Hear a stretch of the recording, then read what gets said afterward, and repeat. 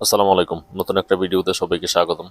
তো আজকে চলে এসেছি আমাদের মাঠে। সেই মাঠে ধান লওয়ার জন্য। ধান কেটে ফেলেছি, ধান কাটার পর ধান লওয়ার জন্য এসেছি। তো দেখুন চারিদিকে সবকিছু ধুধু, একদম খালি মাঠ পড়ে আছে।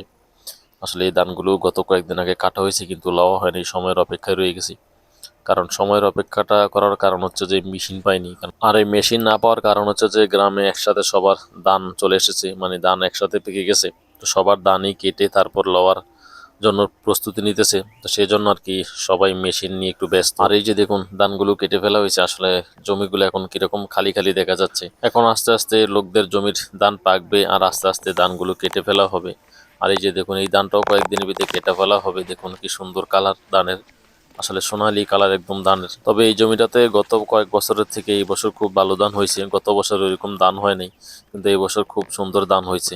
তো ভিডিও করার এক পাশে খেয়াল করলে দেখলাম যে দুইটা ঘুঘু পাখি লেগে গেছে। আসলে মানুষের শুধু ঝগড়া হয় না, পশু পাখির ভিতরেও ঝগড়া হয়। দেখুন অনেকক্ষণ যাবত ঝগড়া করতেছে। ওই যে দেখুন, মানে একটা আরেকটাকে ঠোকর মারতেছে। তো এক এক জায়গা থেকে আরেক জায়গায় উড়াল দিয়ে চলে যাচ্ছে। এই যে দেখুন, আমি অনেকক্ষণ যাবত খেয়াল করছি যে আসলে এই দুইটা পাখি অনেকক্ষণ যাবত ঝগড়া করতেছে। আর এতটা সুন্দর একটা বিকালে আসলে কাজ করতেও খুব ভালো লাগছিল। দেখুন একদিকে সূর্য অস্ত যাচ্ছে, আর অন্যদিকে কাজ করতেছি। তবে অনেকটা ঠান্ডা ঠান্ডা আবহাওয়া, যেহেতু শীতকাল। আর ওই যে দেখতে পাচ্ছেন কিছু বদলা নিচে আর কি কৃষকেরা, যাদের ধান লওয়া শেষ হয়েছে, তারা এই খেরগুলো নেওয়ার জন্য বাড়িতে বদলা নিছে। আর এই বদলা দিয়ে খেরের পাড়া দেবে, খেরে পাড়া দেওয়ার পর তারপরে এগুলাকে গরুকে খাওয়ার জন্য প্রস্তুতি করা হবে। আর এই যে দেখুন এদিকে যেন ধান শুকাইতে মাঠেই দিয়ে গেছে, মানে যেখানে ধান লইছে সেখানে আবার ধান শুকানোর জন্য দিয়ে গেছে। এই যে দেখুন, মনে হয় এই জমির ধানগুলো এগুলো। আর এই জমিটার অবস্থাটা দেখুন, পুরো জমিতে ধান রয়ে গেছে এখনো কাঁচা, কিন্তু এই জায়গাটা দিয়ে ধান কেটে ফেলছে। সেটার কাটার উদ্দেশ্য হচ্ছে কি জানেন, উনি অন্য জমি থেকে যখন অন্য জায়গা থেকে জ্বালা নিয়ে আসছিল লাগানোর জন্য, তো সেই জ্বালাগুলো ছিল মানে অন্য বীজের, এবং সেগুলাই পেকে গেছে, এবং সেই জন্য এখান থেকে কেটে ফেলা হয়েছে। আর এই যে দেখুন আমাদের ধান লওয়া মানে শেষ।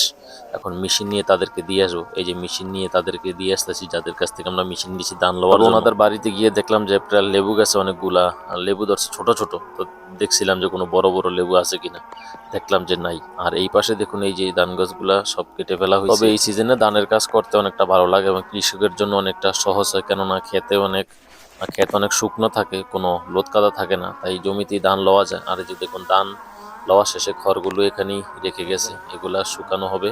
শুকিয়ে তারপর গরুকে খাওয়ার জন্য পাড়া দেবে। তো আমাদের কাজ শেষ, এখন আসলে বাড়ির দিকে চলে যাব। আর এই যে সামনে একটা জমি আছে, এই জমিটার ধানগুলো দেখুন হালকা পাকছে, কিন্তু এটাও কাটার উপযোগী হয়ে গেছে। তো ভালো থাকেন, সুস্থ থাকেন, দোয়া করি। আর আমার জন্য দোয়া করবেন। আজকে